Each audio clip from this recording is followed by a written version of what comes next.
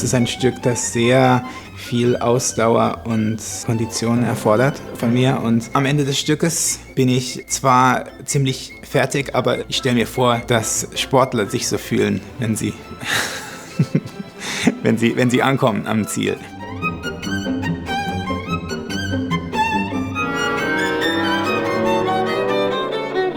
Für mich ist der erste Satz vielleicht der schwerste interpretatorisch, weil man gar nicht so viele Töne spielt, relativ einsame Linien in meinem Part. Es sind manchmal Akkorde da, wo einem so ein bisschen schlecht dabei wird, also so ein schlechtes Gefühl eigentlich so am Anfang, als ob so eine schlimme Vorahnung. Es gibt auch sehr, sehr hoffnungslose, trostlose Momente darin. Das fordert einem schon viel ab, emotional, aber noch nicht unbedingt kräftemäßig.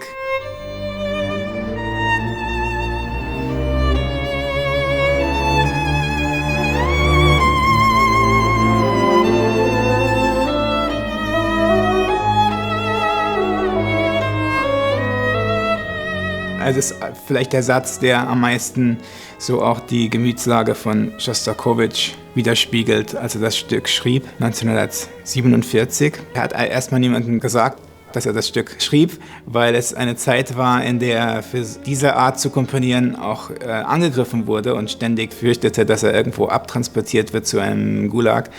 Und dann hat er das Stück erstmal in die Schublade gesteckt und nur David Oistrakh gezeigt. Und zusammen haben sie auch den Solopart ausgearbeitet. Deswegen ist es geigerisch schon alles sehr gut geschrieben. Und erst 1955 gab es dann die Uraufführung, nachdem Josef Stalin gestorben ist, konnte Schostakowitsch dieses Stück dann veröffentlichen. Und dann wurde es zum großen Erfolg in Russland, auch in New York. Aber da durfte Schostakowitsch nicht hinreisen, deswegen gab es dann diese skurrile Situation, dass er am Telefon die Probe mit angehört hat. Also sehr, gerade für damalige Zeiten, ein unglaublich teures Telefongespräch wahrscheinlich, um irgendwie mit dabei zu sein, trotzdem bei der New Yorker Premiere.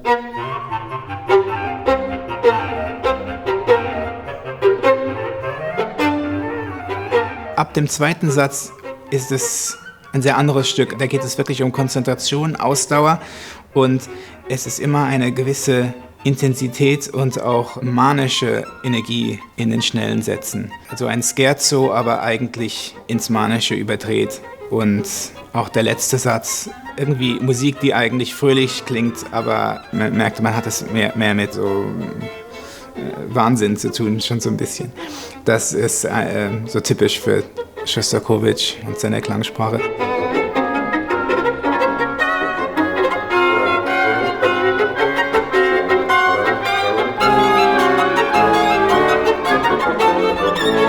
Ich glaube, die Frage, die viele Interpreten haben bei Schostakowitsch, ist zu seinen widersprüchlichen und manchmal irgendwie komischen Tempoangaben oder manchmal Metronomzahlen schreibt, die so eigentlich für das Orchester gar nicht spielbar sind. Also dann ist interessant, dass er dann manchmal, wenn er die Sachen selbst spielt, völlig andere Tempi spielt, als er schreibt. Aber selbst so, eben so neurotisch und nervös war, dass er manchmal vielleicht die Musik so schnell empfunden hat. Und es ist dann doch bei den Aufnahmen aller Musiker, die mit ihm zusammengearbeitet haben, ein relativ schöner Klang. Es ist gar nicht so expressionistisch, hart und aggressiv, wie es vielleicht manchmal jetzt gespielt wird. Also irgendwie ist dann doch auch die Suche nach dem schönen Klang trotzdem Teil bei Schostakowitsch. Man muss immer aufpassen, dass es nicht zur Karikatur wird, sozusagen, des Stils.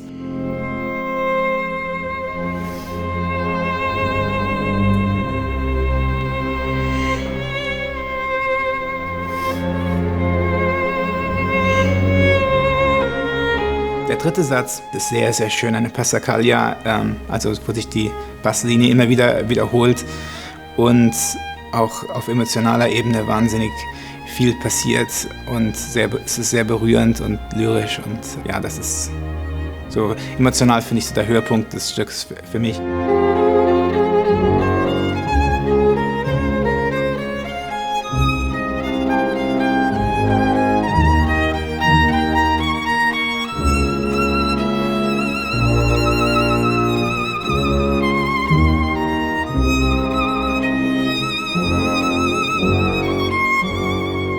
Und die Kadenz ist dann, also es ist eine der großartigsten Kadenzen, die es gibt im Repertoire. Es steigert sich nach und nach ganz, ganz langsam bis ins so Aberwitzige irgendwie, also ins Extrem. Und an der leisesten Stelle versuche ich auch eigentlich einen Klang zu erzeugen, der nicht normal oder gesund klingt.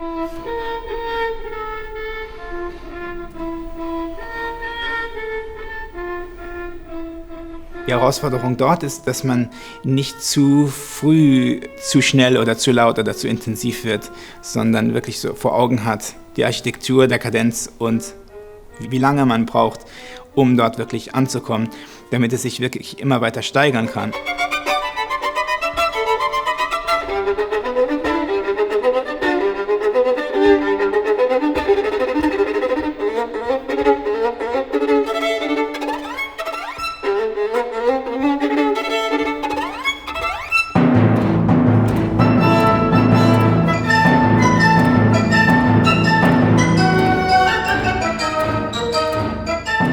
Es stimmt, dass bei Schostakowitsch es immer unterschiedliche Ebenen gibt. Es so auf oberflächlich erstmal wie ein Tanz klingt und die Musik Spaß macht und man aber dann vielleicht spürt, irgendwas daran ist stimmt nicht ganz oder irgendwie ist es nicht ganz echt oder manchmal vielleicht ein Sarkasmus oder etwas Groteskes daran, eine Verzerrung sozusagen oder eine Karikatur. Und das ist eine Eigenschaft von Schostakowitschs Musik, weil er vielleicht selbst so bitter und zynisch war. Aber man kann auch irgendwie, finde ich, Freude daran haben, aber trotzdem spüren, die musikalische Bedeutung ist eigentlich, dass jemand durchdreht.